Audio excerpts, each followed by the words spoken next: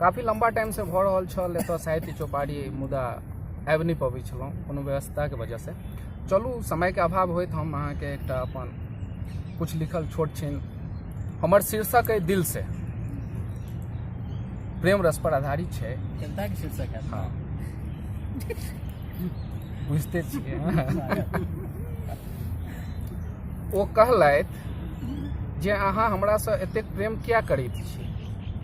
ओ कहलथि जे अहाँ हमरासँ एतेक प्रेम किया करैत छी। हम हुनका कहलहुँ हमरा हियरमे एकटा लालसा अछि अहाँके अपना बनाबैके। ओ फेर कहलथि जे अहाँ सदिखन एतेक उदास किया रहैत छी। हम कहलहुँ कोशिश अछि अहाँके सब खुशी दैके।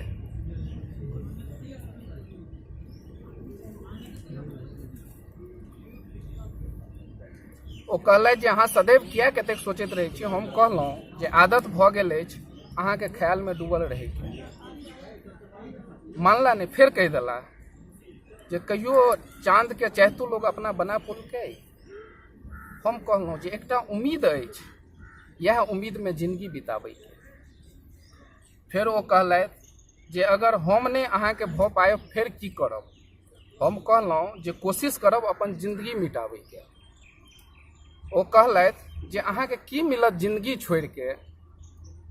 हमर लास्ट जवाब छल, हम कहलहुँ जे एकटा उम्मीद अछि अगिला जन्म में अहाँके पाबैके, अगिला जन्म में अहाँके पाबैके।